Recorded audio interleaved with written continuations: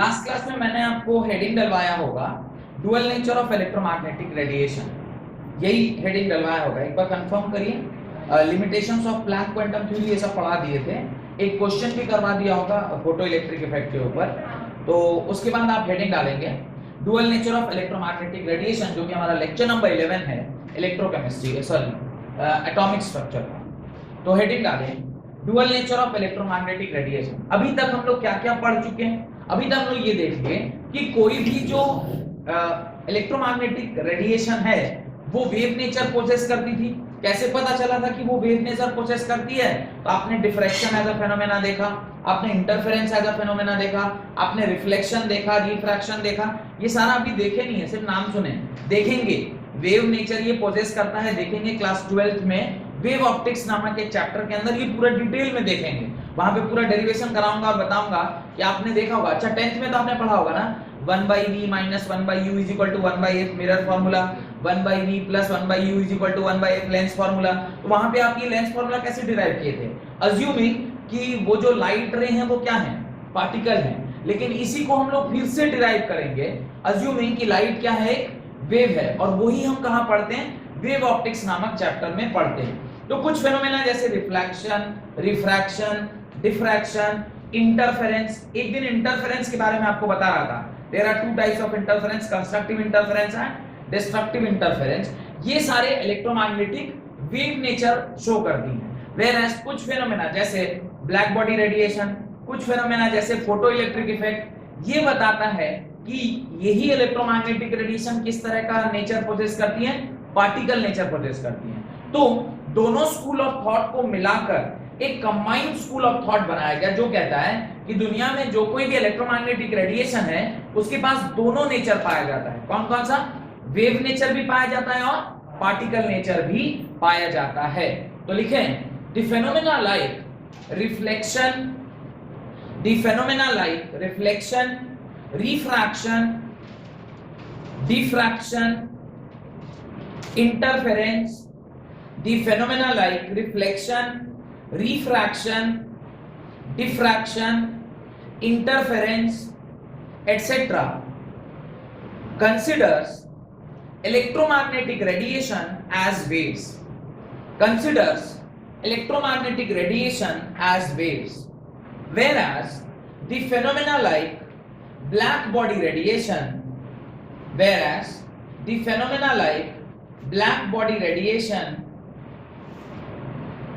photoelectric effect considers the light as a particle, lightning, the electromagnetic radiation as particle,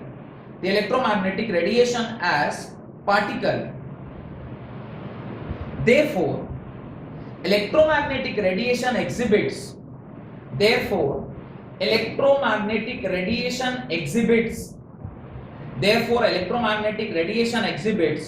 dual behavior, that is wave nature as well as particle nature, full stop. This behavior of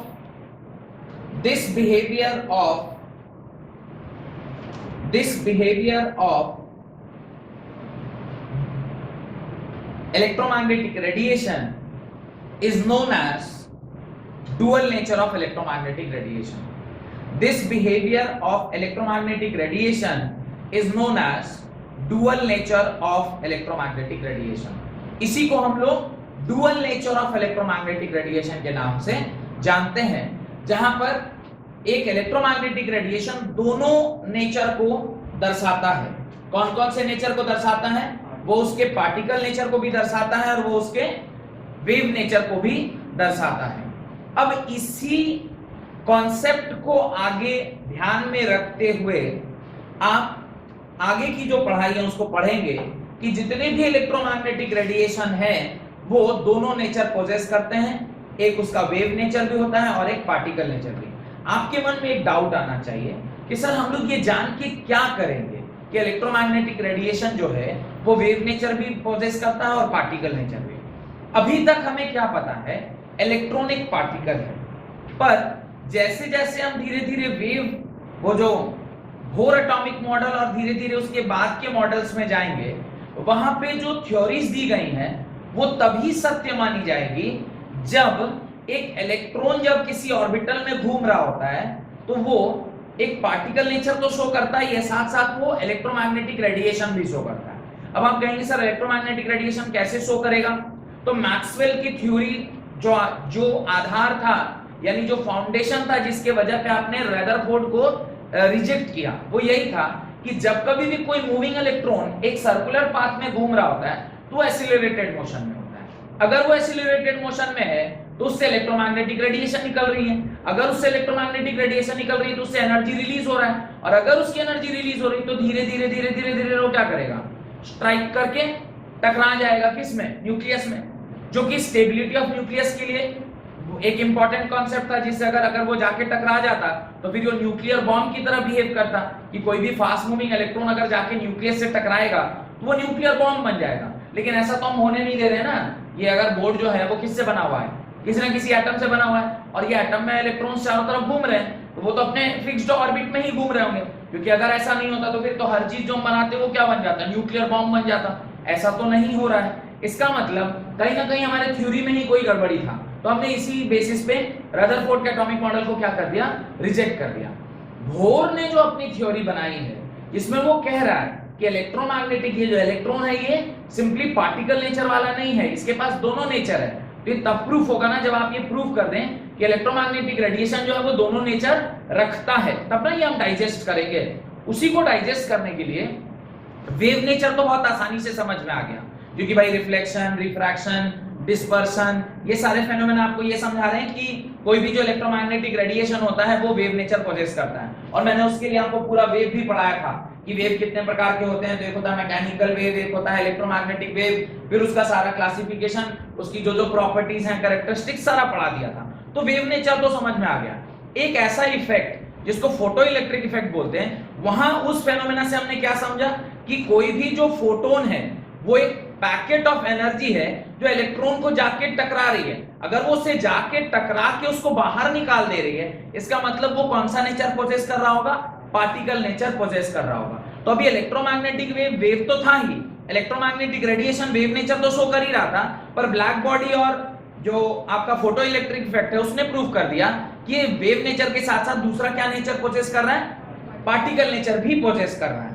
अब अगर मेरे को कोई scientist आए और बोले कि electron जो है वो वेव नेचर के साथ साथ पार्टिकल नेचर भी कर रहा है, तो पार्टिकल नेचर से तो हम लोग वाकिफ हैं, क्योंकि पार्टिकल नेचर इसलिए क्योंकि आपने कैथोड रे एक्सपेरिमेंट देखा, एनोड रे एक्सपेरिमेंट देखा, उसमें मैंने कहा था कि जब वो कैथोड रे आ रहे हैं उसके सामने अगर आप एक कोई ओपेक ऑब्जेक्ट डाल दीजिएगा तो उसका शैडो फॉर्म होता है। शैडो उसी ऑब्जेक्ट का फॉर्म हो सकता है जो पार्टिकल नेचर शो करे। तो वहां से मुझे कंफर्म था कि इलेक्ट्रॉन पार्टिकल नेचर तो शो करता है, पर वेव नेचर का मुझे पता नहीं था। लेकिन अभी आर्गुमेंट है भोर का, जो अभी हम आगे पढ़ेंगे, भोर साहब का आर्गुमेंट है कि अगर आप किसी भी इलेक्ट्रॉन को पार्टिकल मान रहे हैं तो 100% उसमें वेव नेचर होगा ही होगा। क्यों? क्योंकि इलेक्ट्रॉन जब फास्ट मूविंग सर्कुलर पाथ में घूमता है तो उसमें पार्टिकल नेचर तो है, और अगर उसमें पार्टिकल नेचर है तो उसमें वेव नेचर भी होगा। क्यों? क्योंकि हर इलेक्ट्रोमैग्नेटिक रेडिएशन दोनों नेचर पोजेस करती है, पार्टिकल नेचर भी और वेव नेचर भी। तो अभी जो भोर साहब हमें बताएंगे अब हम आसानी से उसे डाइजेस्ट कर लेंगे, क्योंकि उन्हीं के थ्योरी को डाइजेस्ट करने के बाद अचानक से और एक्सटेंशन ऑफ थ्योरी आएगी जो कि आपके क्वांटम एटॉमिक थ्योरी है, जिसके अंदर आप हाइजेनबर्ग अनसर्टेनिटी प्रिंसिपल पढ़ेंगे, जिसके अंदर आप श्रोडिंगर की वेव इक्वेशन पढ़ेंगे। तो ये सब चीजें तभी आप डाइजेस्ट कर पाइएगा ना जब आप ये मानेंगे कि इलेक्ट्रॉन जब मूव करता है तो वो दोनों नेचर पोजेस करता है, वो पार्टिकल नेचर भी पोजेस करता है और वेव नेचर भी पोजेस करता है। Got it? इसको फर्दर समझने के लिए हेडिंग डालिए, फर्दर समझने के लिए हेडिंग डालिए एटॉमिक स्पेक्ट्रा। फर्दर समझने के लिए आप हेडिंग डालें एटॉमिक स्पेक्ट्रा। अब मैं बताऊंगा व्हाट इज एटॉमिक स्पेक्ट्रा, या इसी को आप क्या कहते हैं, evidence for the quantized electronic energy level. Atomic spectra के आगे ब्रैकेट में आप लिख सकते हैं evidence for the quantized electronic energy level. Energy level जो है वो क्वांटाइज्ड होते हैं। ये मैंने आपसे ये कहा होगा कि किसी भी पावर ऑफ एनर्जी को लेके वो ऊपर नहीं जा सकता है।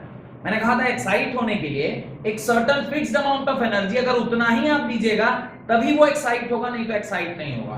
तो ये जो कॉन्सेप्ट है उसको समझने के लिए आपको एटॉमिक स्पेक्ट्रा को समझना जरूरी है। लिखना स्टार्ट करिए। The splitting of light into series of colour band, the splitting of light into series of color band is known as dispersion, एक लाइट का कई सारे कलर में टूट जाना, that is called as dispersion of light। हम लोग इसे पढ़े हुए हैं क्लास 10th में। एक प्रिज्म से जब आप एक व्हाइट लाइट को क्रॉस करते हैं वो 7 डिफरेंट कलर्स में क्या करता है, डिस्ट्रीब्यूट हो जाता है, and this phenomena is known as dispersion of light. आगे लिखें, and this series of colour band is known as spectrum, और उसके जो कलर बैंड बनते हैं, जो आपको थोड़ा बहुत ध्यान भी होगा कि उसको हम लोग क्या बोलते थे, विबग्योर बोलते थे। Why it is called as VIBGYOR, और मैं उल्टा क्यों लिख रहा हूं, बिकॉज इट इज बेसिस, वो जो बेसिस है जिस पे हम लिख रहे हैं वो वेवलेंथ है, तो इसकी वेवलेंथ सबसे ज्यादा और इसकी वेवलेंथ सबसे कम, जिसकी वेवलेंथ ज्यादा उसकी फ्रीक्वेंसी कम, जिसकी वेवलेंथ कम उसकी फ्रीक्वेंसी ज्यादा, और इसी को हम लोग क्या बोलते हैं, spectrum of light. This is called as spectrum of light. इसी को हम लोग spectrum of light, LIGHT no, LIGHT, इसको हम लोग लाइट का स्पेक्ट्रम बोलते हैं। तो यही बात आपने लिखा है, लिखिए, and the series of colour band is called spectrum, full stop. उसके नीचे लिखिए, the branch of science dealing with the study of spectra, the branch of science dealing with the study of spectra is known as the branch of science dealing with the study of spectra is known as spectroscopy, SPECTRO, spectroscopy, SCOPY, spectroscopy, उसको spectroscopy बोलते हैं। अब आज हम लोग ये जानेंगे कि कोई भी चीज जो हमें अगर कलरफुल दिख रही है तो वो कलरफुल हमें क्यों दिख रही है। खास करके जब हम रेडिएशंस की बात करते हैं, लाइट रेडिएशन की बात करते हैं, तो अगर मैं अब के बारे में नहीं बोल रहा, जो कि अब तो साहब LED बल्ब हो गया, पर पुराने टाइम पे आपने देखा होगा वो एक टंगस्टन बल्ब आता था जो कि येलो बल्ब होता था। वो येलो बल्ब येलो कैसे ग्लो कर रहा है, कुछ तो उसके पीछे साइंस रहा होगा ना। ऐसा तो नहीं आपने स्विच ऑन किया और वो डायरेक्टली येलो कलर ही हो गया, कुछ तो उसके पीछे रीजन रहा होगा वो येलो कलर आपको दिखने का। या कोई भी चीज जो कलरफुल मुझे दिख रही है उसके पीछे का सेंस क्या है, what things get observed and what things get emitted, इसको हमें समझना बहुत जरूरी है। तो उसके नीचे लिखे हैं, the spectra are broadly classified into 2 types.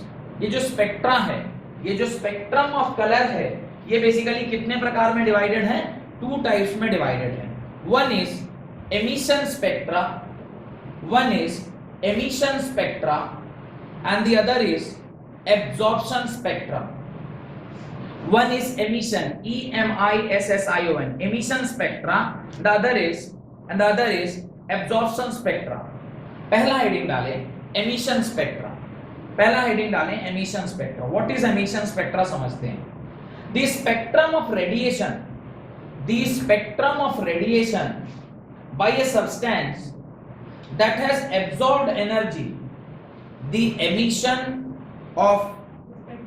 spectrum of radiation emitted by the substance that has absorbed energy is called emission spectra, The spectrum of radiation emitted by a substance that has absorbed energy is called emission spectra। आप bracket में लिख सकते हैं, either by passing electric discharge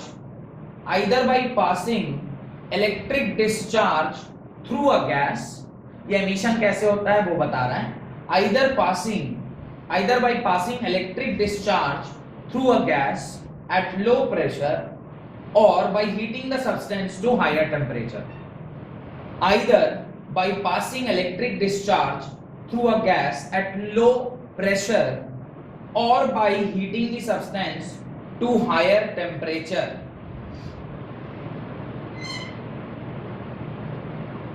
अब ये दो बातें वहां पर समझने वाली है कि ये जो एमिशन स्पेक्ट्रा है ये कैसे बनता है। तो बोला एक by passing the electric discharge, passing the gas through electric discharge. क्या बोला? By passing electric discharge, by passing electric discharge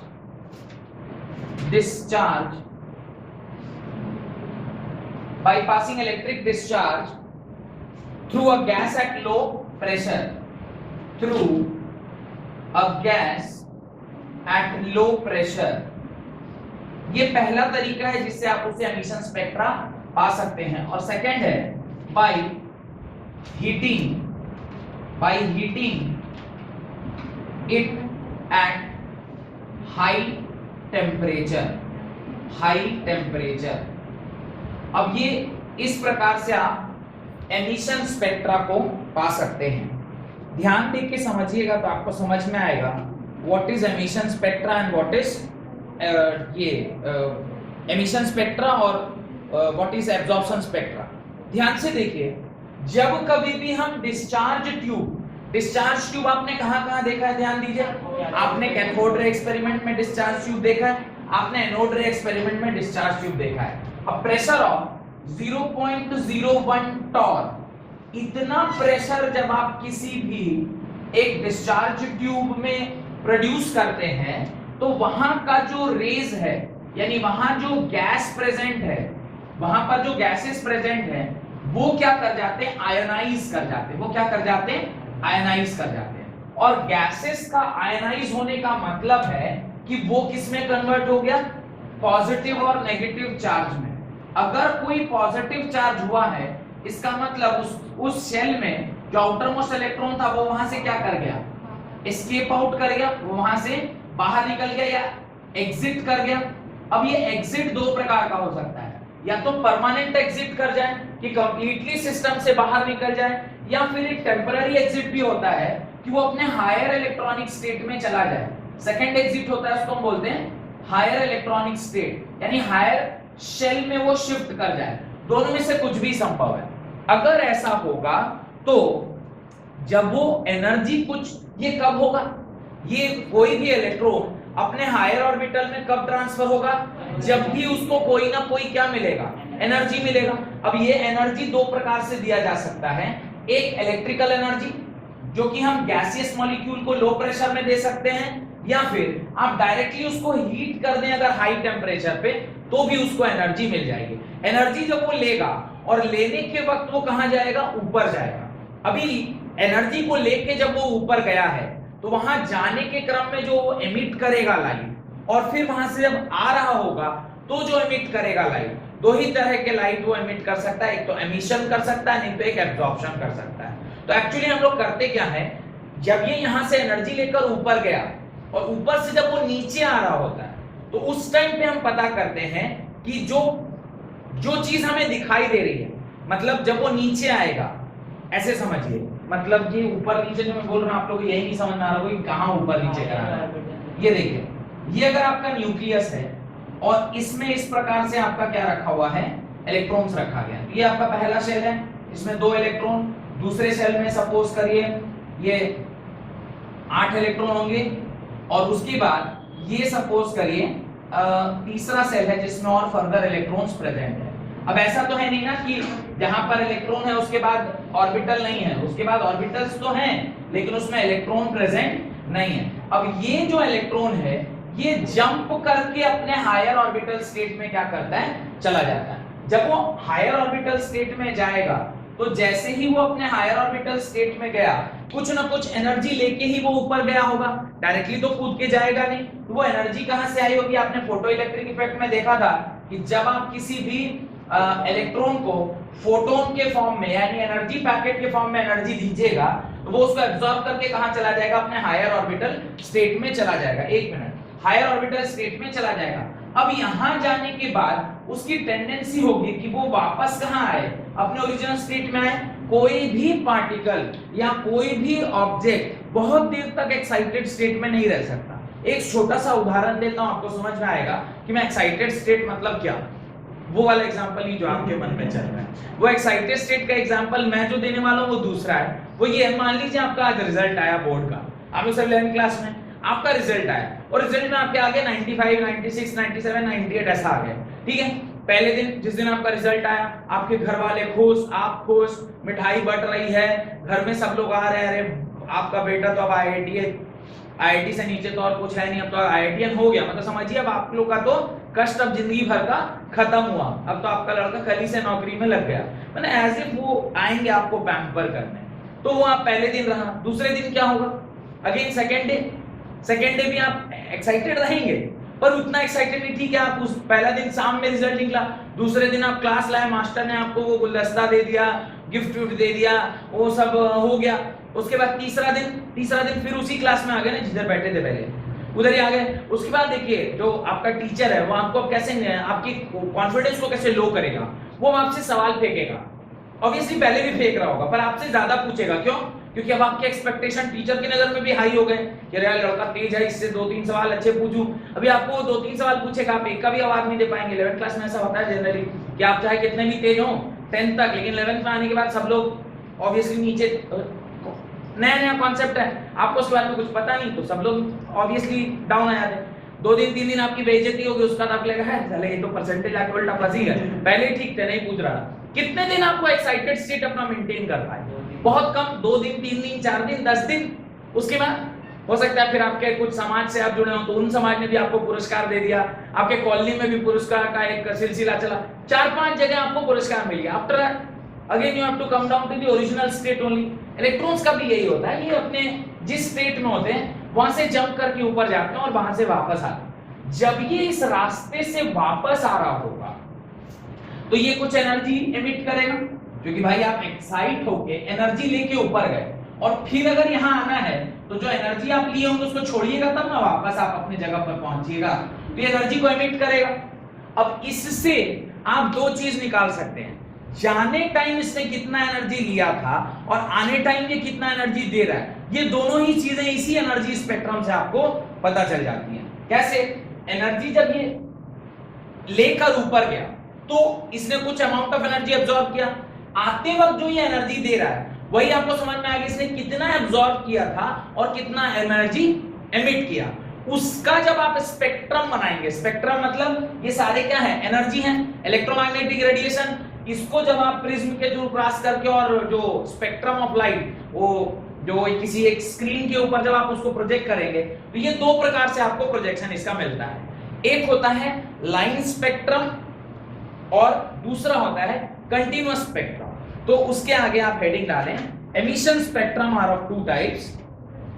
हाँ आप कुछ पूछ रहे थे मैडम?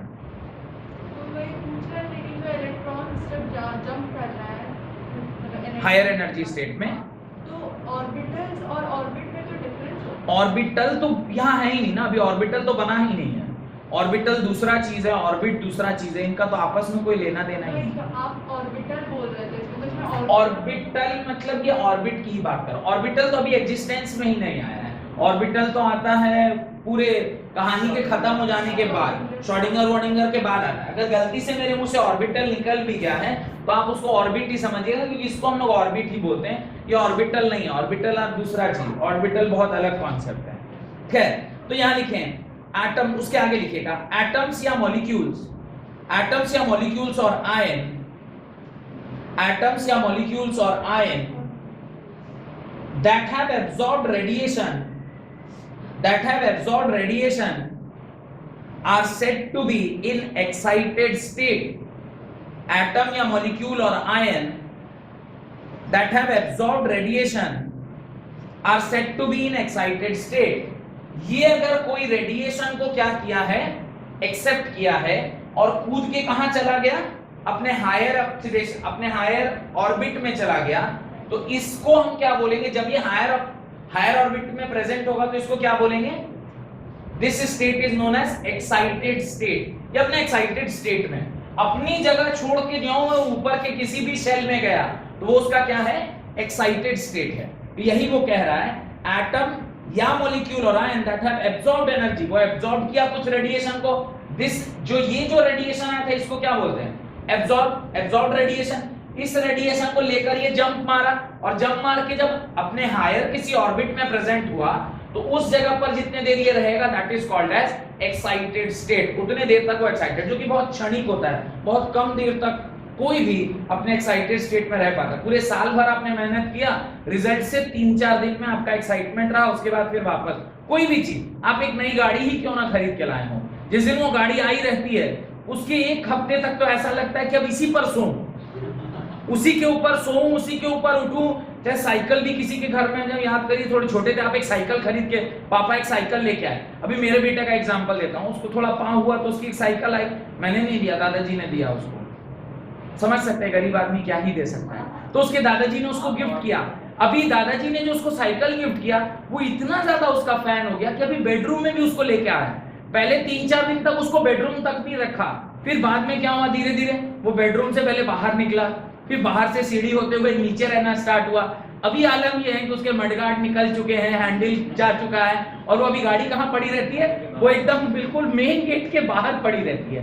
तो जब भी कोई हम नई चीज लाते हैं तो उसके साथ थोड़ा, तो ऐसे ही यहाँ पे अगर आप कोई एनर्जी एब्जॉर्ब कर रहे हैं तो बहुत कम समय तक ही आप वो अपने एक्साइटेड स्टेट को होल्ड कर पाते हैं। Ultimately you have to come back to that original state only, जहां पे आपका दिनचर्या नॉर्मल स्टेट में चले। तो यहां तक मेरे ख्याल समझ में आ गया। ये डायग्राम से बना लीजिएगा, यहाँ पे इसके बारे में लिख दीजिएगा, दिस इज इनकमिंग रेडिएशन, या दिस इज इनकमिंग रेडिएशन जो मैंने इधर बनाया है, और फिर यहां से यहां जो कूदाया है इसको यहाँ लिखिएगा एक्साइटेड स्टेट, और फिर जब ये नीचे आएगा तो ये जो रेडिएट करेगा इसको बोलते हैं एमिशन एनर्जी, यानी एमिटेड एनर्जी। ये वो एनर्जी है जो ये क्या कर रहेगा, एमिट करेगा।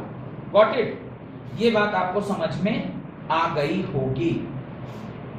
लिखे ये फोटो बना ली, जल्दी जल्दी बनाइए। इतना टाइम क्या लग रहा है, दिल थोड़े बनाना है, दिल बनाना रहता तो फिर एक बात थी, वो बनाना ज्यादा आसान है। हाँ, क्योंकि वो तो इतनी बार दे रहे हैं कि सुबह शाम रात बनाना पड़ रहा है, और आजकल तो बनाना भी नहीं पड़ता है, वो तो ऑलरेडी उसमें इमोजीज में प्रेजेंट रहता है। आप तो बस वो वाला जो वो फोटो है वो डालते रहते हैं बिल्कुल उसके अंदर। नहीं, वो एक बड़ा अच्छा मुंह में दिल बना दिया है। अभी एक नया फोटो देख रहा था मैं, वैसे करके उसका आंख रहेगा और यहीं पर दिल बना दिया है, आधा होठ दिखाता है और इधर ही दिल बना दिया है। Have you seen this? ऐसे पूरे दिल से चुम्मा ले रहे हैं, ऐसे टाइप का एक फोटो आ गया है। क्या? चलिए ठीक है, ये तो इमोजीज की कमाल है भैया, हम लोग कम शब्दों में ज्यादा बयां करने लगा है आजकल, नो। अभी वो कई सारे मैं देखता हूँ, मतलब अजीब सब चीजें आ रही हैं आजकल। हम लोग का तो समझ में आता है, हम लोग देखते हैं, आप किस देख रहे हैं? क्या चीज? ये नहीं, हमें जरूरत नहीं पड़ती, हम तो हंसने रुलाने वाले खाली देखते रहते हैं, लेकिन उसके बगल में रहेगा तो आंखें तो, मतलब तुम अजीब बात कर रहे हो। मतलब आदमी अगर शादीशुदा हो तो मतलब वो प्लेट मैंने डाइटिंग में हो तो मेनू भी ना चेक करे, हैं? नहीं, अगर कोई डाइटिंग में है तो मेनू भी नहीं चेक कर सकता है। नहीं, शादीशुदा इसका ये मतलब क्या, मतलब इमोजी देखें भी नहीं, साले दे नहीं सकते, देख तो सकते हैं कम से कम। अजब बात करता है यार। हम लोग तो अभी ज्यादातर खाली हंसने वाला यूज करते हैं। कोई ग्रुप में ऐसा एक कमेंट आ गया, वो जो आग से रोने, नहीं, वही वाला एक तो यूज कर रहे हैं। और दूसरा कौन सा, तो कुछ अच्छा, किसी का बच्चा पैदा हो गया, कोई अच्छा रिजल्ट कर लिया, तो ताली बजाने वाला एक तो, यही 2-3 इमोजी ज्यादा काम में आता है। और कोई बड़ा आदमी है तो उस पर प्रणाम करने वाला।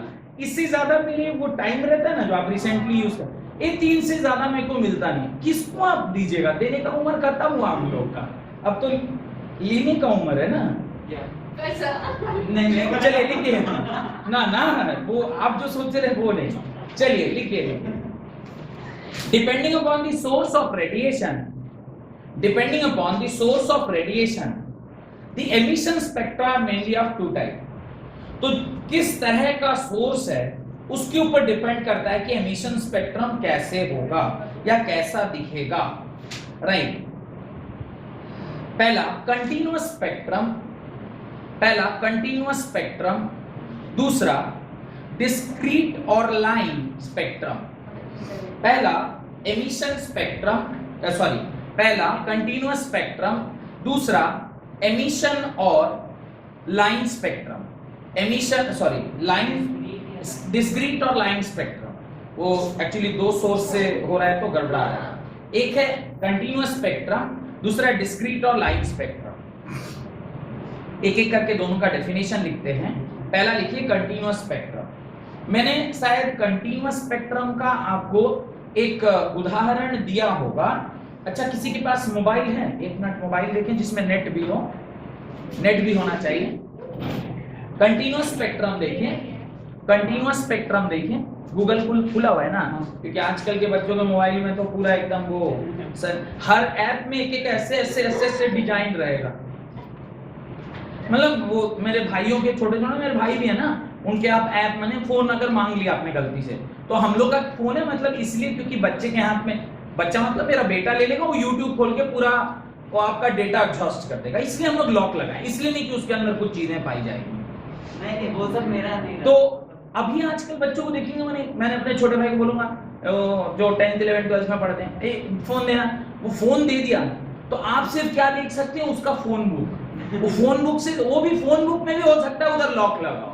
फिर आप अगर गूगल खोलना है, वो बोले अबे देख उसमें कुछ तारा बनाना है, तो फिर वही ज़ूम ज़ूम ज़ूम ऐसा बनाएगा आप कहीं देख के उसको याद भी नहीं कर पाएंगे कि वो कहां कहां उसका हाथ गया। फिर व्हाट्सएप मान लीजिए अगर आपको बोलना है यार ये फोटो थोड़ा भेज दो, तो फिर वो व्हाट्सएप जैसी खोलेगा फिर एक डिजाइन। अच्छा, and every app has a different design and he remembers it. वो चमत्कार है। वो भैया आप बोले वाले बच्चे हैं ना। आप ओके गूगल करके बोलिए, उसका हो जाएगा। क्या क्या क्या हो जाएगा? ओके गूगल करके आपने जो सर्च करना है आप बोलिए, वो अपने आप। अच्छा अच्छा, कोई नहीं, मैं अभी कर लेता हूं। आप लोग लिखना स्टार्ट करें। Such spectrum having, such spectrum having continuity of colors, continuity of color, that is one color merges into the other, one color merges into the other, one color merges into the other without any gap or discontinuity, without any gap or discontinuity, without any gap or discontinuity is called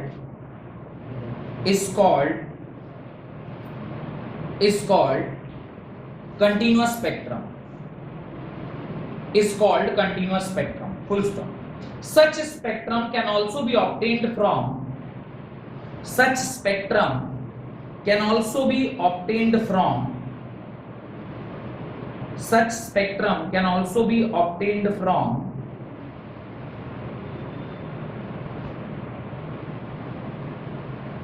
some incandescent substance, some incandescent substance, some incandescent substance। अभी जो मैं आपको दिखाने वाला हूं वो जो spectrum है, स्पेसिफिकली जो अभी मैं आपको दिखाऊंगा उसी स्पेक्ट्रम को आप क्या बोलते हैं? Continuous spectrum. मैं थोड़ी इसकी लाइट इंटेंसिटी फर्दर बढ़ा देता हूं ताकि आप लोगों को दिख सके। आपको ये पहला वाला डायग्राम दिख रहा है, फर्स्ट वाला डायग्राम? फर्स्ट वाले में आप देख पा रहे होंगे देयर इज नो डिसकंटिन्यूटी, वो कलर जो है वो कंटीन्यूअस है, दिखाई दे रहा है। पहला वाला यदि स्टार्टिंग हो रहा होगा रेड से और दूसरी तरफ वॉयलेट को जा रहा होगा, ये जो विबग्योर है इस प्रकार से आप देख पा रहे होंगे, जहां पे वो कंटीन्यूअस स्पेक्ट्रम में आपको क्या दिख रहा होगा, ये दिखाई दे रहा है कंटीन्यूअस स्पेक्ट्रम। अच्छा, कंटीन्यूअस स्पेक्ट्रम कहां से मिलता है? जब आप इनकैंडेसेंट लैंप, ये जो लैंप होता है, ये सब जो एलईडी बल्ब्स है, इससे सोर्स से जब आप उसका स्पेक्ट्रम लेंगे तो वो कंटीन्यूअस स्पेक्ट्रम आएगा, because this is white light. White light को जब आप प्रिज्म के थ्रू पास करेंगे तो आपको सारे कलर मिलेंगे without any difference. Without any difference का मतलब समझ में आया? ये ऊपर वाला विदाउट डिफरेंस, कोई डिफरेंस नहीं होगा इसके बीच में। लाइक रेड इंडिगो के साथ, ये वॉयलेट इंडिगो के साथ मर्ज होगा, इंडिगो ब्लू के साथ मर्ज होगा, ब्लू ग्रीन के साथ green yellow, yellow orange and orange red. जो no specific division will be there, कोई स्पेसिफिक डिवीजन नहीं होगा। अच्छा, अब नेक्स्ट जो है that is line or atomic spectra, that is line or atomic spectra, इसी को डिस्क्रीट स्पेक्ट्रम भी बोलते हैं। डिस्क्रीट और लाइन स्पेक्ट्रा या एटॉमिक स्पेक्ट्रा सब इसी को। ये जो एमिशन हुआ है, अब ये एमिटेड जो एनर्जी आई है, ये कौन सा एमिशन आएगा? ये जो यहां से वापस नीचे आ रहा था, इस दरमियान जो ये इमिट कर रहा है, इसको जब आप किसी प्रिज्म से क्रॉस कराइएगा तो जो आपको मिलेगा that is called as line spectra. और यही लाइन स्पेक्ट्रा कहां होता है? ये लाइन स्पेक्ट्रा कहां देखने को मिलता है? एटम्स में, इसीलिए इसको एटॉमिक स्पेक्ट्रा भी बोल रहे हैं। तो लाइन स्पेक्ट्रा का 3 नाम है, discrete spectrum, line spectrum and atomic spectrum. अब ये जो रेडिएशन मिलता है ये लाइन स्पेक्ट्रा है। लाइन स्पेक्ट्रा मींस अगर ये कंटीन्यूअस आपका ये पूरा स्पेक्ट्रम है तो आपको क्या मिलेगा? यहां पर कहीं पर कोई एक कलर मिल गया, सपोज करिए ये रेड एंड है, ये वॉयलेट एंड है, तो एक कोई कलर यहां मिला, फिर एक कोई कलर यहां मिला, फिर एक कोई कलर यहां, फिर ये कोई कलर यहां, फिर एक कलर यहां। इस प्रकार से कहीं कहीं पर कलर है और बाकी ये जो बीच बीच के स्पेसेस हैं ये सब काला है, ये सब क्या है? ब्लैक है। कैसा होगा मैं आपको अभी दिखाता हूं। ये इसमें फिर वापस से जो मैंने भी आपको कहानी बताया, इसके अंदर कुछ वो पासवर्ड्स रिक्वायर्ड रहते हैं, तो वो पासवर्ड कुछ मांग रहा है वो, तो वो पासवर्ड देने पर ही खुलेगा वो शायद। तो सेकंड जो आपका स्पेक्ट्रम है दैट इज लाइन स्पेक्ट्रम, उसका डायग्राम मैं आपको दिखा देता हूं कि वो लाइन स्पेक्ट्रम कैसा होता है। तो ये देखिए, ये जो दूसरा वाला स्पेक्ट्रम है, सेकंड स्पेक्ट्रम, बाकी सारा काला है, पर कहीं कहीं पे आप देख पा रहे होंगे कि कुछ कुछ कलर आपको दिखाई दे रहा होगा, कहीं कहीं पे कुछ लाइनें आपको दिखाई दे रही होगी, एक जगह पर आपको दिखाई दे रहा होगा, कहीं पर यहां देखिए, कहीं पर आपको ऐसे रेड दिख रहा होगा, कहीं पर आपको येलो दिख रहा होगा, कहीं ग्रीन दिख रहा होगा। ये देख रहे हैं, ये सेकंड वाला, not the first one, the second one, उसके ऊपर लिखा हुआ भी है एमिशन स्पेक्ट्रम। तो ये एमिशन स्पेक्ट्रम में क्या है, ये आपके अलग अलग कलर्स आपको इस प्रकार से दिखाई देते हैं। और अच्छे से अगर मैं एक फोटो दिखाऊं ना तो आपको यहां दिखाई देगा, this will exactly show you the emission spectrum. ये दूसरा वाला देखिए, नीचे वाला, बाकी सब ब्लैक है और सिर्फ जहां जहां पे आपके लाइंस, यानी जहां जहां पे जिस जिस रेडिएशन का आपको यहां पर वेवलेंथ मिला है, वही वही कलर आपको क्या करेगा, दिखाई देगा। Got it? अच्छा, अब ये सेकंड बात आपको समझ में आ गई, यानी जब कभी भी कोई इलेक्ट्रॉन इनकमिंग रेडिएशन की एनर्जी को एब्जॉर्ब करेगा, ये एक्साइट करके ऊपर जाएगा और ऊपर जाने वक्त से जब वो नीचे आएगा तो जो मुझे मिल रहा है दैट इज एमिशन स्पेक्ट्रम। इसके अलावा जो सारे स्पेक्ट्रम आपको नहीं दिखाई दिए वही ना इसमें एब्जॉर्ब हो गए। इसने जो एनर्जी को एब्जॉर्ब किया और एब्जॉर्ब करके कहां गया, ऊपर गया, ऊपर गया तो वो एनर्जी को एब्जॉर्ब करके ऊपर गया। अच्छा, आते वक्त चूंकि वो एनर्जी एब्जॉर्ब किया हुआ है तो आते वक्त वो एनर्जी को एमिट करेगा, क्योंकि जितनी एनर्जी लेके गया होगा उसके करस्पॉन्डिंगली कुछ एनर्जी छोड़ के वापस आएगा। जब ये ऊपर से नीचे आ रहा होगा तो जो एनर्जी रिलीज हो रही होगी उससे एमिशन स्पेक्ट्रम मिलेगा। एमिशन स्पेक्ट्रम कैसा होता है? दो प्रकार का होता है, एक होता है कंटीन्यूअस, एक होता है डिस्क्रीट। डिस्क्रीट वाला हमें एटम्स में मिलता है और कंटीन्यूअस वाला हमें कहां मिलता है, वो बल्ब्स वगैरह में। तो यहां पर एटॉमिक स्पेक्ट्रा हमें कैसा मिला, डिस्क्रीट मिला। मैंने एग्जांपल अभी डिस्क्रीट का आपको दिखाया ना, इस तरह से जब मिलेगा दैट इज डिस्क्रीट वन, और ऊपर वाला आप देख सकते हैं वो क्या है, कंटीन्यूअस वन। तो एटॉमिक स्पेक्ट्रा डिस्क्रीट होता है, ये आपको मिल गया। अब आपसे कोई पूछे बताओ एब्जॉर्प्शन स्पेक्ट्रम क्या, जहां जहां पर आपको ये मिला कलर, उसके अलावा जो बच गया था दैट इज एब्जॉर्प्शन स्पेक्ट्रम। इसलिए एक और डायग्राम मैं आपको दिखाता हूं जिससे आपको क्लियर होगा कि एब्जॉर्प्शन स्पेक्ट्रम आप किसे बोलेंगे, एब्जॉर्प्शन स्पेक्ट्रम आप किसे बोलेंगे, वो मैं अभी आपको दिखाता हूं। What is absorption spectrum? इस डायग्राम को जरा ध्यान से देखिएगा तो आपको दिख जाएगा कि व्हाट इज एब्जॉर्प्शन स्पेक्ट्रम, किसको आप एब्जॉर्प्शन स्पेक्ट्रम बोलते हैं। अब देखिए जरा, यहां पर जहां कहीं पे आपको कलर मिला है उसके ठीक नीचे वहां पे देखिए ब्लैक लाइन। तीसरे वाले फोटो में जहां कहीं पे ऊपर कलर है वहां पे वहां ब्लैक है। फिर थोड़ा और आगे बढ़ा तो ये वाला येलो है, येलो के नीचे नीचे क्या है, ब्लैक है।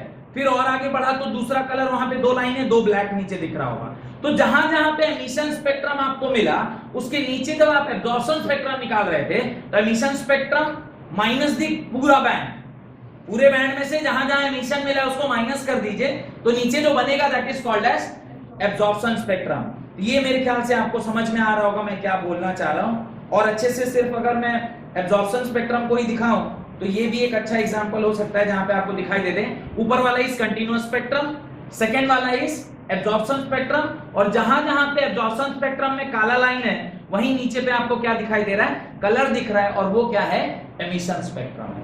यानी emission spectrum plus absorption spectrum is equal to the total wavelength. Emission spectrum और एब्जॉर्प्शन स्पेक्ट्रम को जोड़ दीजिएगा तो कंटीन्यूअस पूरा मिल जाएगा, नहीं मिलेगा? बात समझ में आया? तो मेरे ख्याल से अभी आपको ये कॉन्सेप्ट क्लियर हो गया होगा, what is emission spectrum and what is absorption spectrum.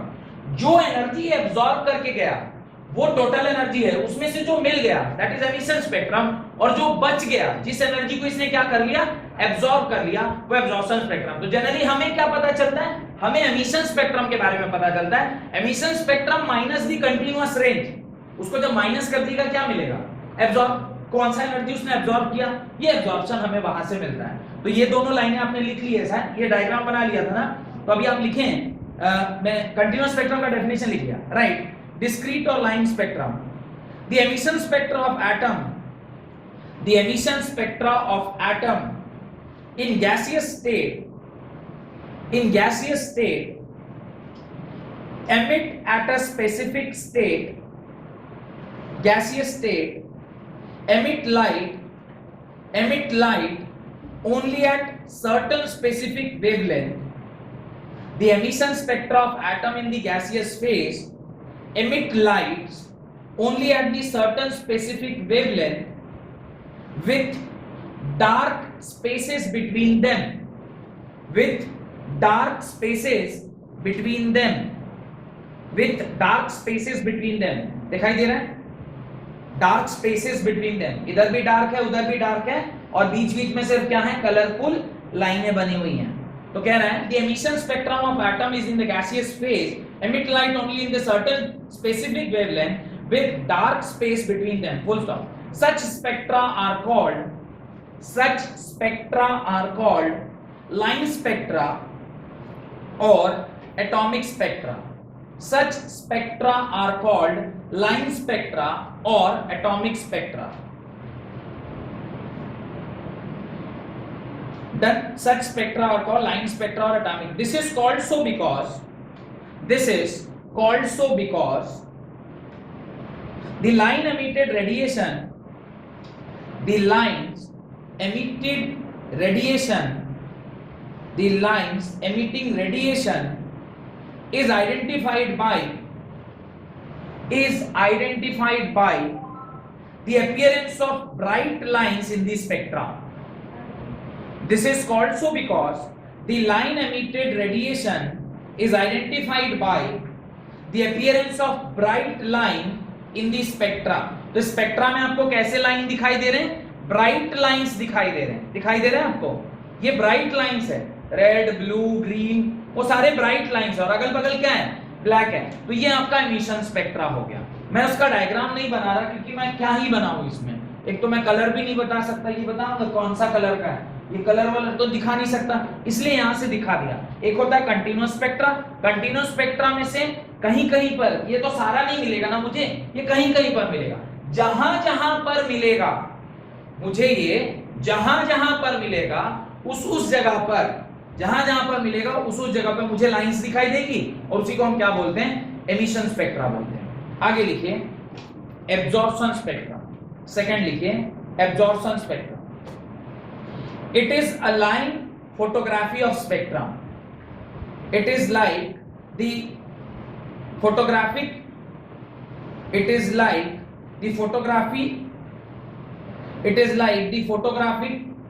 negative of an emission spectrum. It is like the photographic negative of an emission spectrum. Photographic negative समझते हैं आपने, अगर थोड़े पहले, मतलब जब हम लोग आपकी उम्र में थे तो रील करके कैमरा खींचा जाता था, उसके अंदर एक रील डालते थे और उस रील से फिर जो आप फोटो खींचते थे।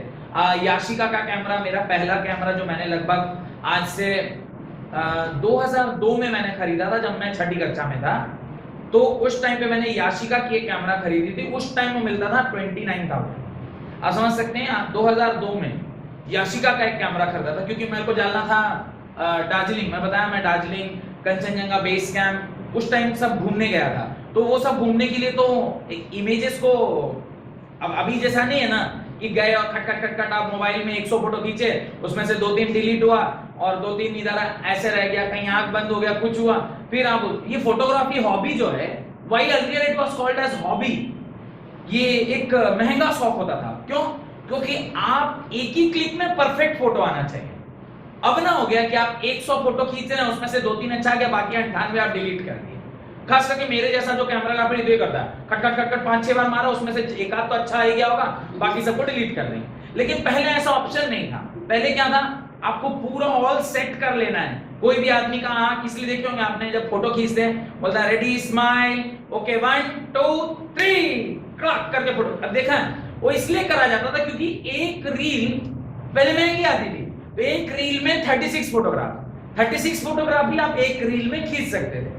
तो अभी वो जो आप फोटो खींचते थे वो हुआ नेगेटिव, उसको फिर आप लेके जाते थे एक दुकान में, वो दुकान वाला उसके साथ कुछ केमिकल रिएक्शंस करवाता था और उसके बाद वो उसको किसमें कन्वर्ट करता था, पॉजिटिव में। तो आप जो रील में जहां पर व्हाइट देखिएगा, वो जब फोटो बनेगा तो वहां ब्लैक आएगा, और जो रील में काला दिख रहा होगा वो जब फोटो बनेगा तो वहां पे वो व्हाइट आ जाएगा। मतलब अगर स्किन आपको वहां पे क्या दिख रहा होगा, ब्लैक, और ये बाल आपको वहां क्या दिख रहा होगा, व्हाइट। फिर जब वो पॉजिटिव में कन्वर्ट होगा तो बाल आपको जो वहां व्हाइट था वो ओरिजिनल में क्या दिखेगा, ब्लैक, और जो एक्चुअली में व्हाइट है वो जब उधर ब्लैक दिख रहा था तो जब पॉजिटिव बना तो वो व्हाइट आ जाएगा। थोड़ा बहुत आप लोग अगर देखें हो ये फेनोमेना तो मेरे साथ आप रिलेट कर पाएंगे। ये स्टेटमेंट यही बोल रहा है, it is like the photographic negative of emission spectra. Emission spectra में जहां जहां लाइन है उसको आप क्या कर दीजिए, ब्लैक कर दीजिए, और जहां जहां ब्लैक है वहां वहां पे क्या कर दीजिए, कलर कर दीजिए। एग्जैक्टली वही हुआ ना, फोटोग्राफिक नेगेटिव, मतलब फोटोग्राफ में जैसे नेगेटिव। ये लाइन अब समझाना मुश्किल है क्योंकि अब फोटोग्राफिक और नेगेटिव वगैरह नहीं मिलता, वो कैमरा भी अब मिलता नहीं, अब तो सब चिप वाले कैमरा आ गए। उसके अंदर आप मेमोरी कार्ड डालते हैं, आप फोटो खींचते हैं, मेमोरी से आप फोटो निकालते हैं, प्रिंट लेते हैं। पहले उसको ले जाना पड़ता था, उसको सुखाते थे, सुखाने it was a very lengthier process. X ray भी ऐसे ही होता था। अब एक्सरे भी क्या हो गया, अब डिजिटल हो गया। पहले डिजिटल एक्सरे नहीं था, x-ray was undergoing the same process.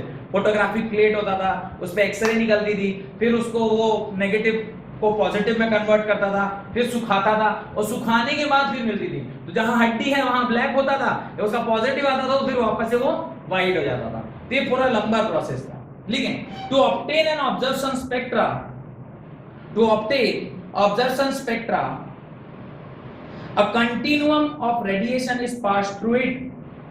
A continuum of radiation is passed through it. Continuum of radiation is passed through it, which absorbs radiation of certain wavelength, which absorbs radiation of certain wavelengths.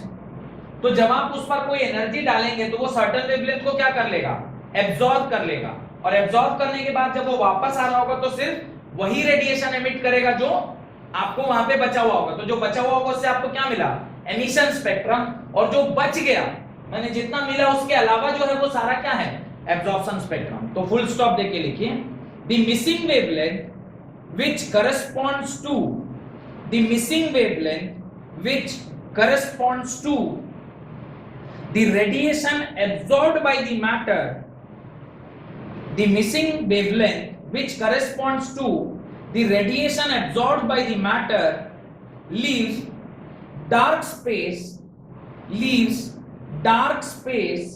in the bright continuous spectrum, in the bright continuous spectrum.